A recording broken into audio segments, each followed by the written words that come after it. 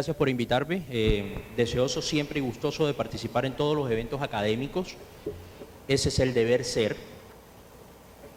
Son la prioridad y sobre todo compartir con ustedes que están en formación y tener la oportunidad de interactuar con algunos docentes que hasta hace muy poco eran mis profesores. Me llena de mucha satisfacción. Yo quiero hablarles sobre la estrategia antibiótica en la era de la resistencia bacteriana, de la pandrogoresistencia. Y es muy difícil hacerlo en 30 minutos. Me acaban de confirmar que me van a dar 1 hora, así que agradezco mucho a los organizadores. He traído una propuesta en la que muy seguramente, independiente de los nuevos antibióticos que se están desarrollando, que no son muy pocos, lo que yo pretendo con mi charla es dejarles muy claro cómo piensa una bacteria, porque una bacteria usualmente desarrolla un grado de resistencia y porque esa resistencia se ha vuelto un problema en la aplicación clínica, ¿verdad? Siempre comienzo mi charla comentando pues que las enfermedades infecciosas han sido el azote de la humanidad, que básicamente ese azote se debe a que cambiaron la geopolítica desde principios de la humanidad. Asimismo, nosotros tenemos enfermedades como la peste bubónica, la peste negra, la sífilis y el tifo, junto con el cólera, que modificaron completamente y en algunos momentos con una mortalidad tan grande como la peste, que solamente llevaron desolación a las huestes de la humanidad y cambiaron, por supuesto, incluso por su gran mortalidad, la densidad poblacional en ese entonces. Entonces, definitivamente, fue un alivio cuando nosotros empezamos a utilizar los primeros antibióticos en clínica, ¿verdad? Y los primeros antibióticos van en orden de la producción o la utilización de las sulfas, que fueron uno de los primeros antibióticos que empezaron a surtir un efecto y a controlar algunas de estas enfermedades infecciosas que venían asolando. Por supuesto, después de la sulfa viene otro descubrimiento, que es un descubrimiento que prácticamente parte en dos la historia de la antibiótico-terapia, y es el descubrimiento de la penicilina por Alexander Fleming. Fleming se vuelve una celebridad mundial y eso llegó a considerarse como drogas milagrosas, porque entonces a todos los desempleados, los deprimidos, a todas las personas que tenían un estado, digamos, de no bienestar, comenzaron a darle antibióticos porque ellas podían curar absolutamente todo, ¿de acuerdo? Hubo un optimismo tan desbordado que incluso llegamos a pensar, como en la convención en el 68, en el que H. Stewart menciona que probablemente la era de la pestilencia ha terminado porque el uso de los antibióticos había condicionado el fin de las grandes enfermedades infecciosas. Por supuesto, estábamos muy alejados de la realidad. Esa realidad nos indicaba que, aquí les muestro la portada de la revista Time, ¿de acuerdo? En ese momento, con Alexander Fleming, que se vuelve una celebridad por su invaluable aporte a la ciencia, que es el descubrimiento de la penicilina, ¿verdad? Y sencillamente ese descubrimiento de la penicilina también tuvo un efecto premonitorio en él. Cuando él recibe el premio Nobel, en una diapositiva que viene posteriormente, Alexander Fleming menciona unas palabras que sirvieron de un episodio premonitorio. El comportamiento en la esperanza de vida fue tremendamente modificado por los antibióticos, ¿verdad? Y nosotros aquí les traigo una tablita en la que podemos ver a lo largo de la historia cómo desde el Paleolítico superior y el Neolítico la esperanza de vida no superaba los 20 años. Es terrorífico pensar que mucha gente murió virgen, ¿de acuerdo? Y sencillamente esa esperanza de vida comienza a modificarse en gran parte también a la antibiótico-terapia y termina, por supuesto, en la media mundial actual, que es aproximadamente 67.2, aunque nuestro sistema de pensiones diga que es 80 años, ¿de acuerdo? Entonces, todo eso se lo debemos a los antibióticos, por supuesto, pero también Fleming les comentaba que tenía una noción premonitoria, y cuando él está recibiendo el premio Nobel, entonces lanza esta expresión: existe el riesgo que al utilizarlos de manera inadecuada las bacterias puedan desarrollar resistencia a dichos compuestos. Pues le estoy hablando que eso fue en el 60, 55, 60, la penicilina se descubre en el 28 y comienza a utilizarse en clínica hacia la década de 1940, ¿verdad? Y cuando él recibe el premio Nobel, él lanza esa expresión. eso se convirtió en premonición, ¿verdad? Y entramos en una en una era que actualmente conocemos como la era de la pandrogoresistencia, sencillamente porque subestimamos a los organismos supuestamente inferiores y porque pensamos que las bacterias no iban a tener la capacidad de defenderse contra nosotros y contra nuestros avances. Eso es precisamente lo complejo de la simplicidad, así lo he llamado yo, y es sencillamente porque las bacterias lo único que quieren es preservar su existencia y por ello desarrollan unos métodos que no son muy complejos, sino que son supremamente simples, pero que a nosotros nos han traído demasiado problema. ¿Cómo llegamos a esta situación? Por supuesto, el abuso del tratamiento antibiótico es la principal causa de esto, ¿verdad? Y nosotros tenemos entonces que la presión selectiva ejercida al prescribir de manera formal o libremente medicamentos para usos terapéuticos en personas y en animales, ¿verdad? Hay animales a los que los vacunan, muchas veces hay animales a los que le colocan una dosis de aparcabina, que es un beta-lactámico, ¿verdad?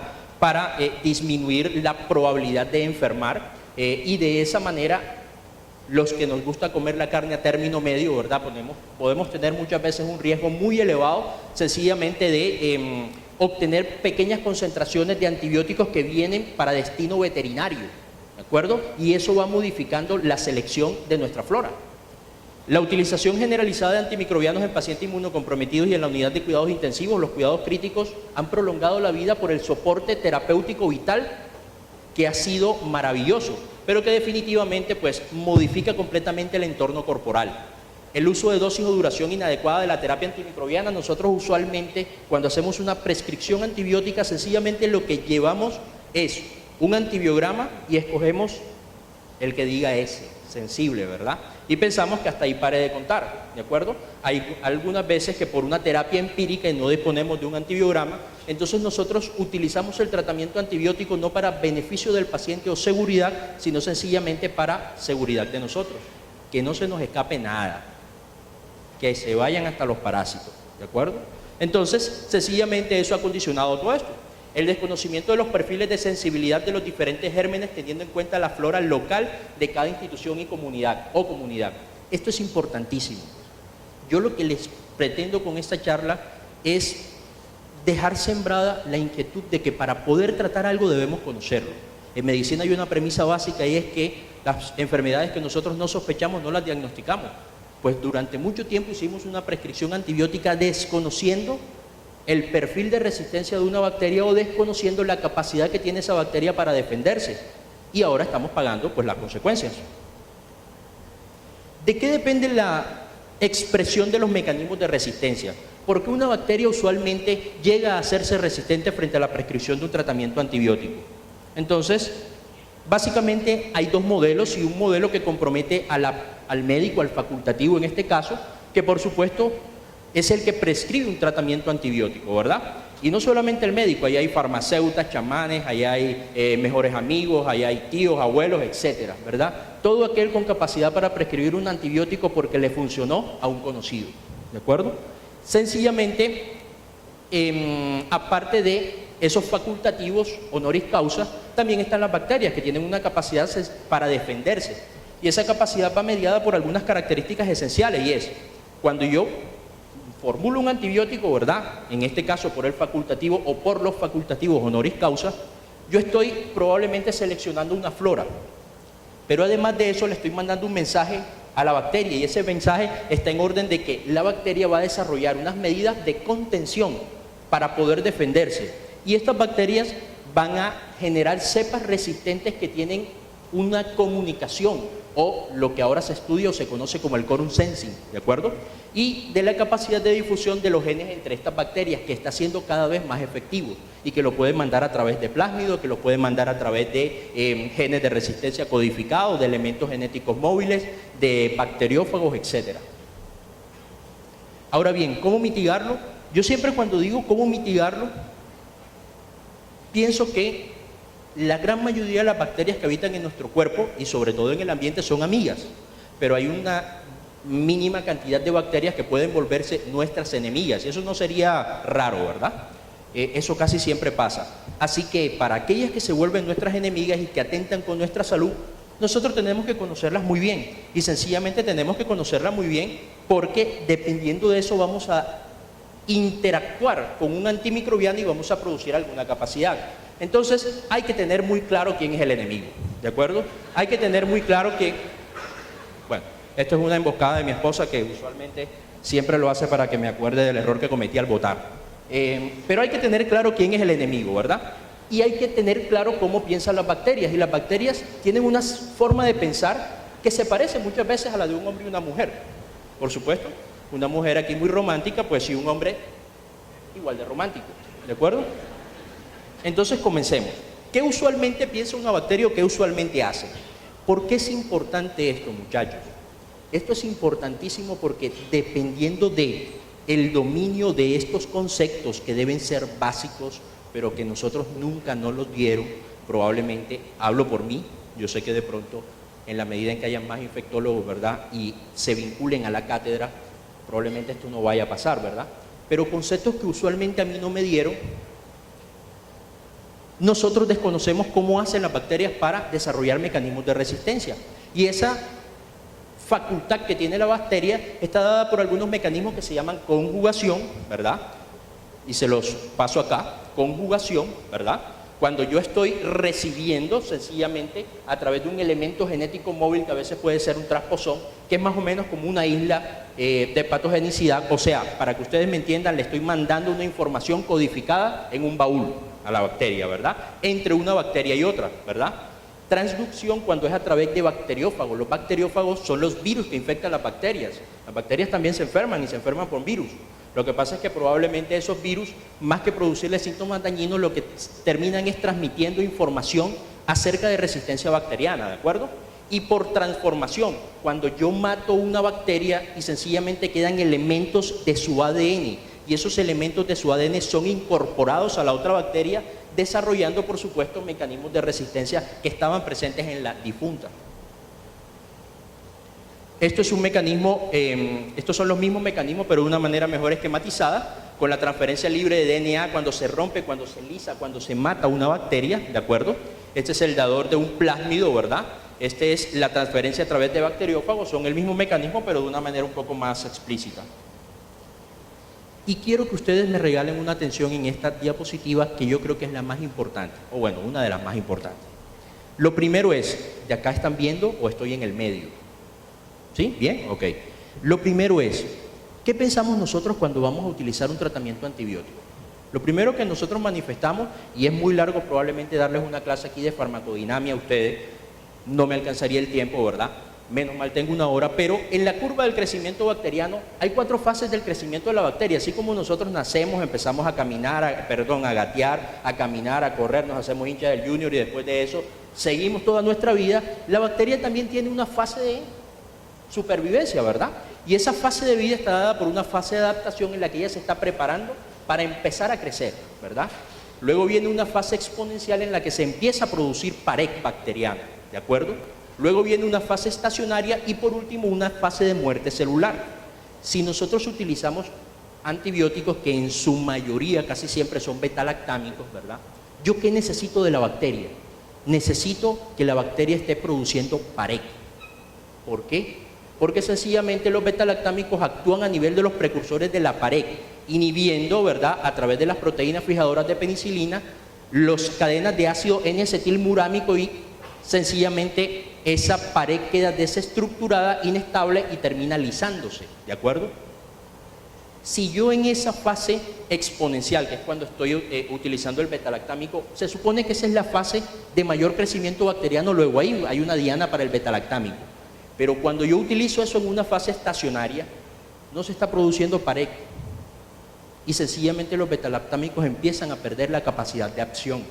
¿Y por qué pierden la capacidad de acción? Porque la bacteria está en una fase plana, en una fase en la que no produce pared. Y si el betalactámico actúa en la pared y no hay pared, conclusión, no hay eficacia clínica. Por eso es que usualmente no es bueno colocar un antibiótico basado en el antibiograma en donde salga una S. No es lo adecuado, ¿verdad? Debemos conocer todo este tipo de circunstancias. Hay otra gráfica que quisiera mostrarle y unas definiciones que son muy clásicas, ¿verdad? Sobre la concentración inhibitoria mínima. Todo el mundo sabe que es una SIN. La SIN se define como la menor concentración del antibiótico que es capaz de frenar el crecimiento bacteriano, ¿de acuerdo? Es muy facilito. Y eso es casi siempre lo que a nosotros nos aparece reportado en los antibiogramas. Por supuesto, cuando son de laboratorios de confianza. Hay algunos laboratorios que no reportan la SIN. No se debiera hacer, pero todavía se ve.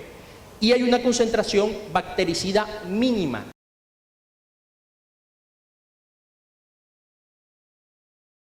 Y esa ventana de selección de mutantes hace referencia a la capacidad de las cepas bacterianas para estar en una fase estacionaria, pero al mismo tiempo empezar a desarrollar mecanismos de resistencia.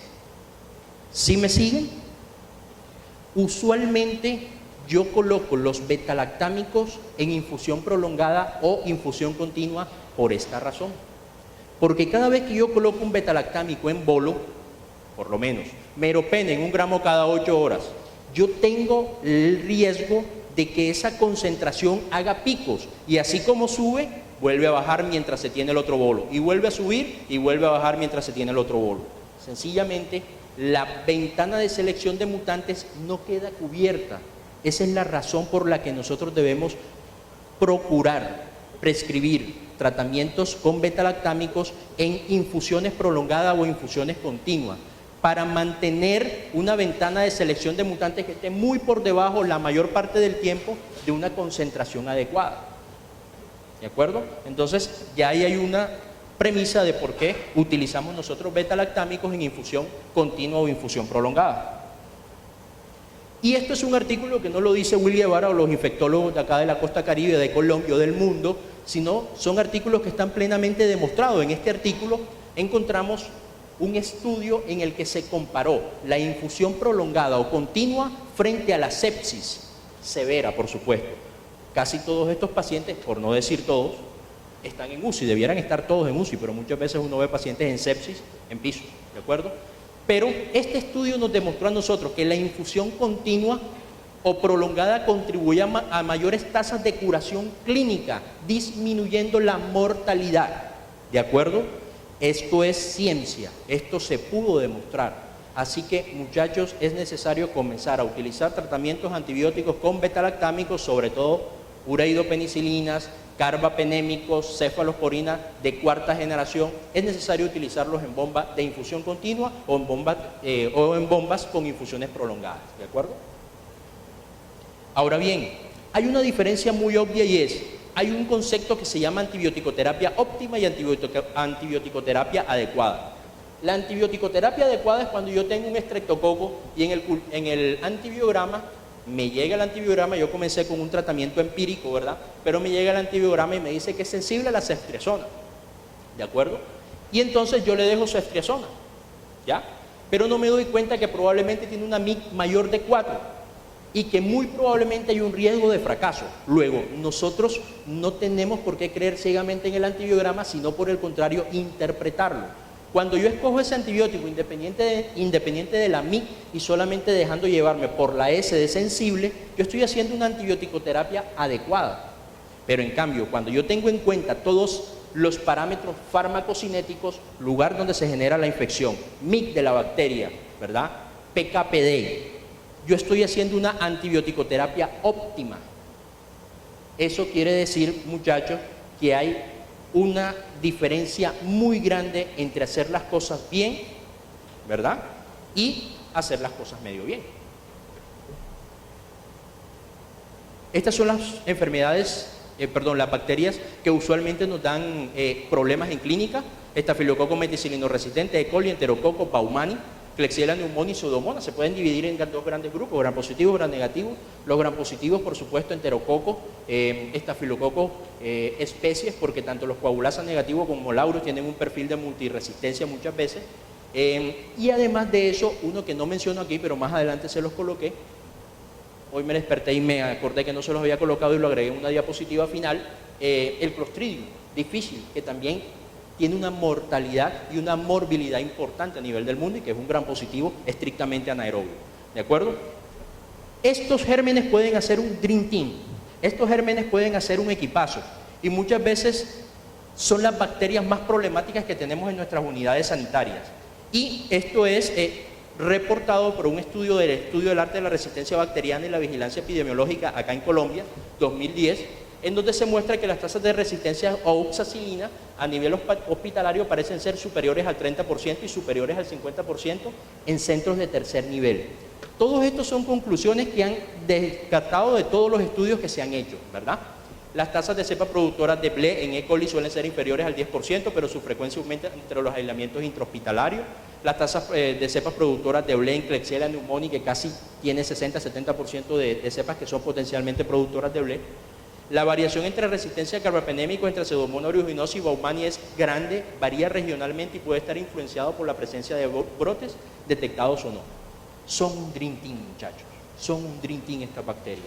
Cuando atacan lo hacen y de manera fuerte. Y entonces yo me imagino un equipo, ¿verdad?, en el que reemplazo a Cristiano Ronaldo por Klebsiella pneumoniae, ¿verdad?, en el que reemplazo a Casillas por Staphylococcus meticilino resistente haciendo una biopelícula y evitando que entren goles allí, ¿de acuerdo?, en el que reemplazo y coloco a Pseudomonas y a Cinetobacter baumannii en vez de Ramos y en vez de Pepe, ¿de acuerdo? Y no dejan pasar a absolutamente nadie, también por la gran capacidad de biofil que tiene, y en el que pongo a Enterococo por esa capacidad de pescador que tiene para producir enfermedad. Casi siempre es un colonizante, pero termina desarrollando enfermedad y además de eso muestra sensibles de perfiles de mucha resistencia.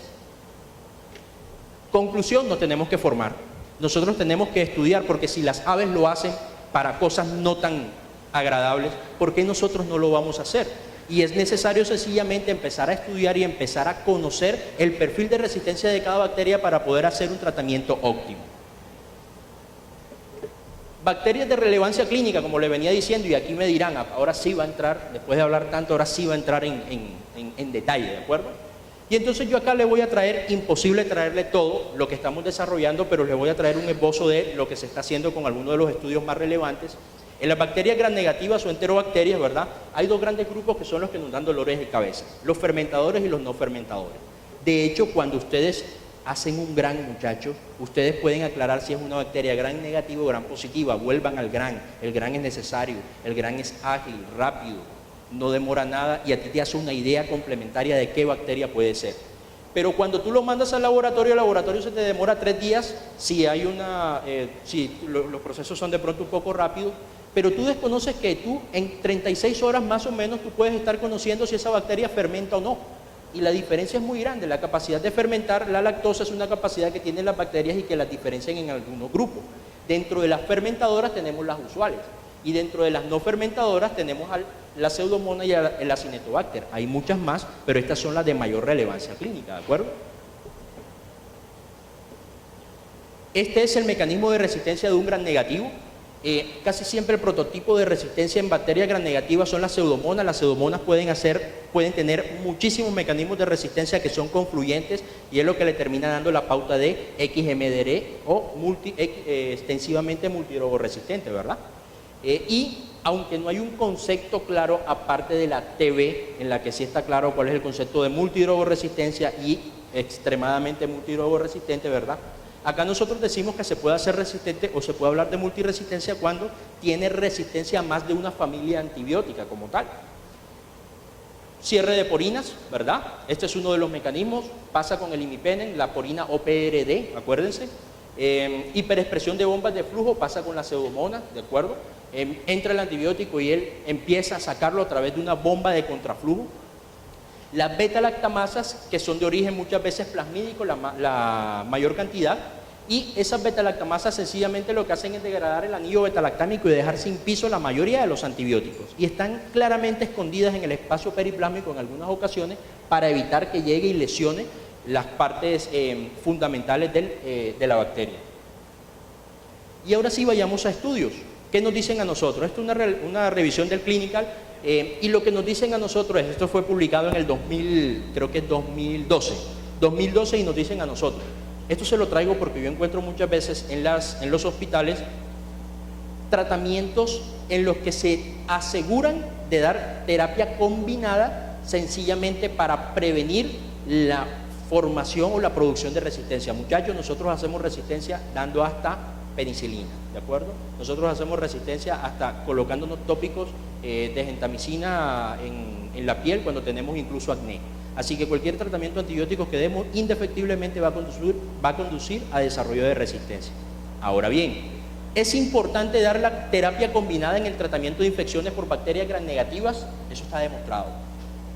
Y la conclusión es, la antibiótico-terapia combinada solamente en pacientes con gran riesgo de gérmenes multidrogoresistentes, o sea, pacientes en condición crítica que han tenido una exposición antibiótica previa, porque hay pacientes que se infartaron y al día siguiente lo pasan a la UCI. Están en una condición crítica pero no han tenido una exposición previa, ¿de acuerdo? Y como terapia empírica siempre procurando descalonar. No hay ningún problema en que ustedes comiencen alto cuando tienen una alta sospecha. El problema está en que ustedes no se descalonen.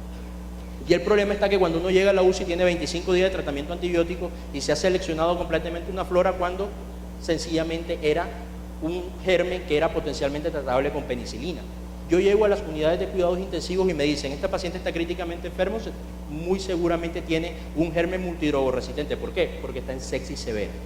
Pues déjenme decirle que no. El Streptococcus pneumoniae, que es sensible a la penicilina, puede producir una sepsis severa. ¿De acuerdo? Entonces, independientemente del estado, nosotros debemos tener claro que no es porque el paciente esté más feo o más comprometido igual a germen multidrogoresistente. Este es otro artículo que salió, creo que es de 2014, terapia combinada, 2013, perdón, 19 de agosto, terapia combinada versus monoterapia en la pseudomonas, porque es que también cuando uno encuentra bacteremia por pseudomonas nos dice, mira, es mejor la terapia combinada, sencillamente porque la pseudomonas es un germen supremamente agresivo en cuanto a los desarrollos de resistencia bacteriana, ¿verdad? Pero entonces nosotros encontramos una conclusión que usualmente no nos la dicen, y la conclusión es que la monoterapia versus terapia dual no tienen significancia estadística en cuanto a mortalidad. O sea, si usted da una sola medicina, que por supuesto se activa, frente a dos medicinas, no hay diferencia estadística en cuanto a mortalidad. Aquí les estoy hablando de pseudomonas no multidrogoresistente o extensivamente multidrogoresistente, ¿de acuerdo? Pero solamente cuando aparece la pseudomona, no, démosle terapia dual, no, porque se pueden incrementar los efectos tóxicos, pero además de eso se seleccionan la presencia de mutantes posteriormente. Ahora, ¿y qué hacemos cuando hay enterobacterias que son, y los estoy hablando en modo global porque empezar a entrar en cada una de ellas me demoraría mucho tiempo, y sencillamente dentro de las opciones del tratamiento para los resistentes a los carbapenémicos, entonces nosotros tenemos que ahí sí la terapia combinada se asoció con una menor mortalidad en comparación con la monoterapia, ¿de acuerdo? Esto es altas dosis de tigecyclina, se utiliza, pero básicamente las altas dosis en la neumonía asociada a ventilación pueden contribuir a la erradicación microbiológica del patógeno, pero no está aprobado por la FDA. Voy a ir un poco rápido porque creo que ya se me acabó el tiempo. Me mintieron cuando me dijeron que era 1 hora, ¿no? No, mentira. Este es el potencial algoritmo de tratamiento para los carbapenémicos, para las bacterias resistentes a carbapenémicos, en donde está fufomicina, tigecyclina, aminoglicosido, meropenem, doripenem, etc. Algo muy corto, el doripenem ha mostrado mejor perfil de acción frente a las pseudomonas multidrogoresistentes, ¿de acuerdo? Ahora bien, este es otro medicamento que es el ceftazidime avibactam, una nueva cefalosporina. Realmente es una cefalosporina de tercera generación ya conocida, pero el avibactam es un inhibidor de betalactamasas. Su principal indicación es la presencia de infecciones por enterobacterias KPC. Para bacterias gram positivas, estafilococos aureus, enterococos y Clostridium difficile, básicamente hay dos, ¿verdad? Cepas camersa, cepas amersa, y para esas cepas que han empezado a tener una mortalidad importante, ¿verdad? Nosotros tenemos en lo nuevo, esto fue una revisión del Current Opinion, en donde nos dice que básicamente la terapia combinada entre vancomicina y la daptomicina con un betalactámico ha mostrado ser beneficiosa. Y eso porque el betalactámico disminuye la posibilidad de que la pared continúe siendo una molécula que atrapa a la vancomicina, porque usualmente la vancomicina es una molécula grande. Esto es otra, ceftarolina, ceftobiprol, tedizolid, que son nuevos antibióticos que van a empezar a salir. Se utilizan también y la ventaja es la posología adecuada. Esto es un estudio que nos muestra si sigue siendo efectiva la vancomicina frente al linezolid. Sencillamente la vancomicina ha empezado a ser cuestionada. Durante mucho tiempo no sirvió, pero en este momento está muy cuestionada, y yo recomiendo linezolid por una sola razón específica, y es que muchas veces para la neumonía por MRSA, usualmente la cepa adquirida en comunidad desarrolla una leucocina que se llama Panton-Valentine y que produce un efecto necrótico a nivel del árbol traqueobronquial, de tal manera que el linezolid es muy bueno porque lo que hace el linezolid es bloquear la producción de esa enzima. Así que para mí se decanta muchas veces por el linezolid. En enterococos, primera opción, la ampicilina, muchachos. Nunca, el enterococo, hay reportes incluso ¿cómo es que se llama?, de cultivos o antibiogramas que te reportan siempre incluso sensibilidad a la cefalosporina. El enterococo es intrínsecamente resistente a la cefalosporina, ¿de acuerdo? Así que el manejo de elección es ampicilina y cuando es resistente, el tratamiento se hace con linezolid porque casi la gran mayoría son resistentes a vancomicina. Estas son las opciones de alternativas, ¿verdad? Esto rápidamente se los paso. Y Clostridium difficile, ya ustedes saben, episodio inicial, yo creo que los que estuvieron en mi charla de colitis por Clostridium, básicamente pulsos de vancomicina. La primera droga que se utiliza es el metronidazol, muchas veces por términos de costo, pero estamos empezando a utilizar la fidaxomicina, ¿de acuerdo? Que está mostrando unos muy buenos perfiles. Cada antibiótico nuevo que sale al mercado es una batalla perdida frente a las bacterias, definitivamente. Por eso lo que tenemos que hacer es aprender a racionalizar el recurso que actualmente tenemos. Muchas gracias.